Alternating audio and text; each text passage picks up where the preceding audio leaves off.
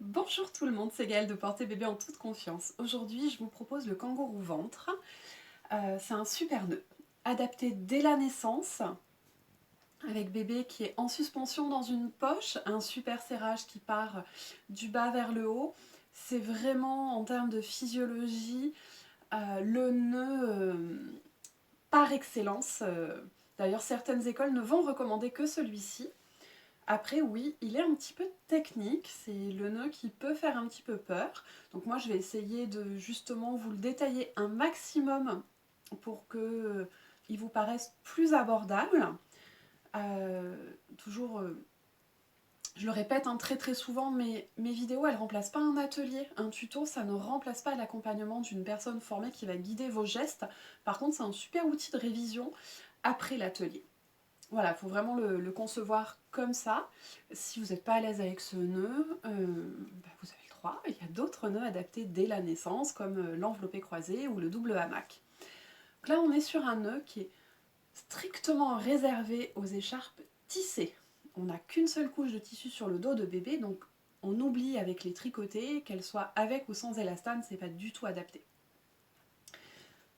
Donc maintenant, je me lance. Et je vais prendre mon petit bébé. Donc c'est Sidonie qui va m'accompagner pour ce nœud aujourd'hui. Donc je vais prendre mon bébé et l'installer en position le plus physiologique possible. Je vais regrouper ses bras, ça évitera qu'elle penche dans l'écharpe, et puis c'est important qu'elle puisse accéder à sa bouche. Et je vais essayer de lui basculer un maximum le bassin. Maintenant je vais venir installer l'écharpe sur son dos. Donc je la prends en repérant le milieu, ici voilà. Quasiment toutes les marques ont un repère, une étiquette ou parfois c'est un petit point de couleur, une ligne, mais tout le monde, maintenant toutes les marques ont un repère. Donc je vais positionner cette petite étiquette avec l'ourlet du haut au niveau de sa nuque. Je vais bien lisser le tissu sur son dos pour qu'il n'y ait pas de plis. Et donc du coup, je vais reculer, je vais vous montrer, tout le surplus, il est ici. Et je vais venir le caler du creux d'un genou à l'autre en formant une petite corde. Alors c'est vraiment important, cette création d'assise.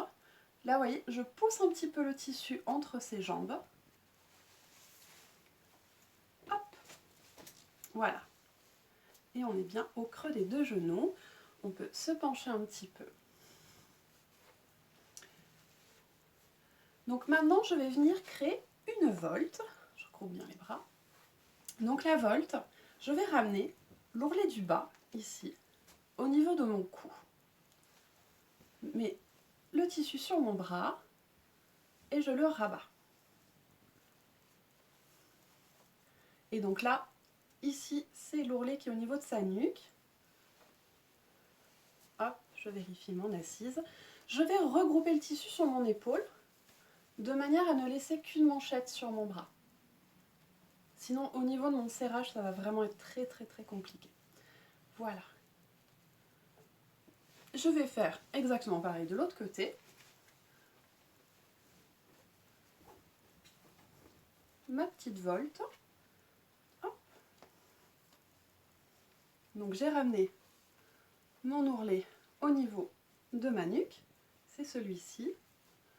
L'autre est sur mon bras et je regroupe le tissu pour ne laisser qu'une petite manchette, ici. Alors quand je regroupe, je fais attention que le tissu ne se chevauche pas pour ne pas gêner mon serrage après. Alors, je vérifie toujours mon assise. Et maintenant, on va aller chercher les pans dans le dos. Donc, petite subtilité, on va aller chercher l'ourlet le plus éloigné. Donc, je passe ma main sous le premier pan, sous le deuxième, et je viens attraper l'ourlet le plus extérieur, qui correspond à celui qui est sur mon bras. Et je le ramène. Hop, et on va pouvoir faire un serrage pli par pli.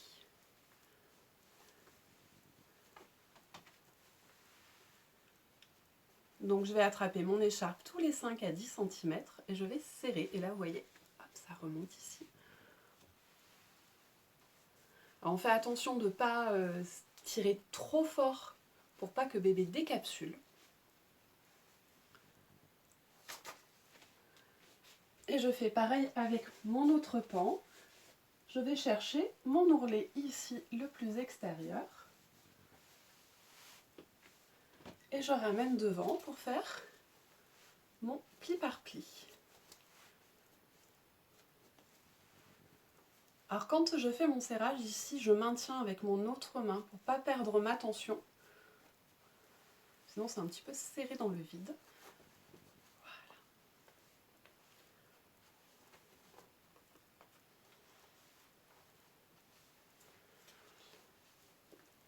Voilà. Là, je vais passer mes pans de chaque côté dans le creux des genoux, en faisant attention de ne pas faire pression sur les cuisses ou sur les mollets.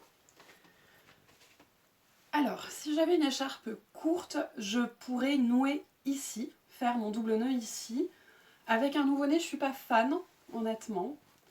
Donc là, je vais faire des twists et je vais passer loin de ses pieds pour pas qu'il puisse poser ses pieds dessus.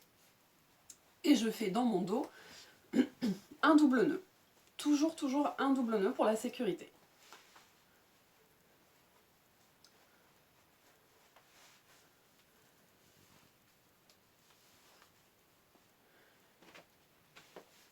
Et donc là, j'ai mon bébé qui est parfaitement installé.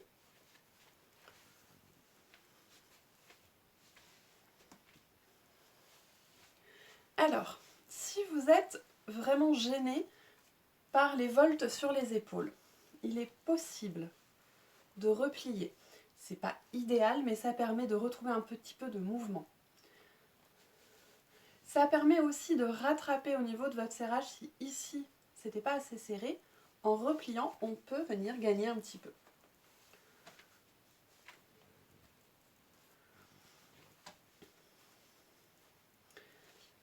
Voilà, alors j'espère sincèrement que ce tuto vous aide, vous permet de vous lancer dans ce nœud-là. C'est vraiment un nœud confortable, tout à fait adapté à une maman qui vient d'accoucher. En fait ici ça passe sans appuyer, il n'y a pas de poids au niveau des pans ici, donc c'est comme si vous aviez votre vêtement, votre pantalon, ça ne fait pas plus d'appui que ça. Le bébé il est porté à ce niveau-là et pas du tout là, donc même si vous avez eu une césarienne, c'est quelque chose qui est complètement réalisable. Après, si vraiment vous ne supportez pas qu'il y ait des pans, on peut nouer ici. Donc voilà, vous n'hésitez pas à partager, à me laisser un commentaire. Vous pouvez me retrouver sur Facebook aussi, sur Porter Bébé en toute confiance. Vous pouvez vous abonner à la chaîne. Et puis surtout, moi je vous souhaite un excellent portage. Et je vous dis à bientôt pour un autre tuto. Au revoir.